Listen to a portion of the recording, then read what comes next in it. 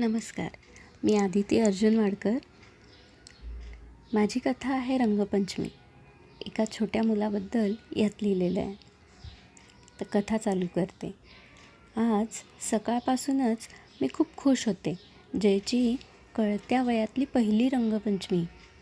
त्याला होळीपासूनच मी फोटो, रंग, पिचकारी अशा गोष्टी मोबाईल आणि टी व्हीवर दाखवत होते. परवा बाजारात गेल्यावर रंग विकणाऱ्या माणसाचा गाडा दाखवला. त्याला थोडं थोडं कळत होतं. त्याची रंगाची कल्पना वाढवत होते, डेव्हलप करत होते. एकदम रंग खेळताना घाबरून जाऊ नये म्हणून हा खटाटोप चालला होता. सकाळी जेव्हा खालती मुलांचा आवाज आला तसं मी त्याला कडेवर घेऊन बाल्कनीतून पाहू लागले.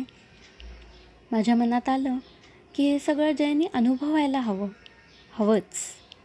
तशी मी पटकन आत आले, खोबरेल तेल घेतलं आणि त्याला लावलं. त्याला म्हणलं, चल रंग खेळायचा ना. तसं ते पाखरू पटकन तयार झालं. दुडू धावत आलं. त्याला तेल लावला आणि जिना उतरून आम्ही खाली आलो. घराखालीच वाणी होता. त्याला म्हणलं, केशरी रंग दे. तो म्हणला, केशरी नाही ताई, फक्त गुलाल आहे. इतक्यात तिकडून जयचा स्वप्नील दादा येताना दिसला. त्याच्याकडून चिमूटभर रंग घेतला आणि जयला लावला. जय आधी थोडा बावरला, नंतर त्याने लावून घेतला. मला त्या क्षणी इतका आनंद झाला की बस बोलायलाच नको. जयच्या गालावर लागलेल्या चिमूटभर रंगात माझं मन न्हाऊन गेलं होतं. डोक्यावर ऊन रणरणत असताना मी एकटी माझ्या आनंदात न्हाऊन गेले होते. त्या बाळकृष्णाचं ते देखणं रंगीत रूप मी माझ्या हृदयात साठवून ठेवलं. कपाळावर गंध, गालावर गुलाल, अंगात लाल चुटूक ड्रेस, कानात लुकलुक मणी आणि गालावर हळूहळू खुलणारं हसू. हळूहळू येणारी रंगांची गंमत. खरंच वसंतच फुलत होता. माझी सारी सृष्टी खळखळून हसत होती. मागच्या वर्षी रंगपंचमीला त्याच्या कपड्यांवर केशराच्या शिंतोडे उडवून गळ्यात साखरेच्या गाठी घालून त्याचा शीतळ शिमगा केला ना, तेव्हापासूनच मला या रंगपंचमीचे खूप वेध लागले होते.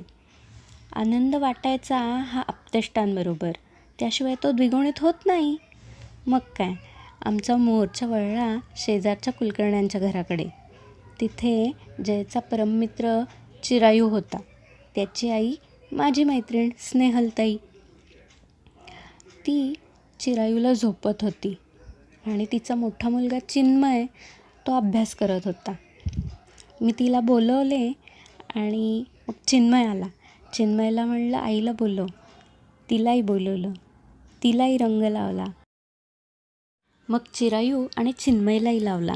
मग त्या सर्वांनी जयच्या गालावर 2-2 बोटांनी रंग लावला. आमचं फोटो सेशन झालं. तीच तर एक आनंदाची कुपी आहे, ज्यात आपले क्षण, आनंदी क्षण जन्मभरासाठी जपून ठेवता येतात, कैद करता येतात. या कॅमेऱ्यात कैद केलेल्या आठवणीच तर आपल्याला आयुष्यभर साथ देतात. माणसांची साथ नेहमी पुरतेच असं नाही. मनात आलं, खरंच मी जयला आणलं नसतं खाली तर मी केवढ्या मोठ्या आनंदाला मुकले असते. आणि ना आठवणी तयार झाल्या असत्या, ना त्या कैद करता आल्या असत्या, ना जयला या सणाची मजा लुटता आली असती, ना त्याची भीती मोडली असती, ना मला माझ्या या बालगोपाळाचं रूप माझ्या डोळ्यात साठवता आलं असतं. खरंच दुष्काळ असता दुष्काळ. आपल्या जवळचे आनंदाचे तुषार आपण लुटलेच नाहीत तर मनात कधीच आनंदाचा पाऊस पडणार नाही. ते कोरडेच राहील. हौसेने आनंद लुटता आला तरच आयुष्यात सप्तरंगी इंद्रधनुष्याची रंगपंचमी साजरी करता येईल. धन्यवाद.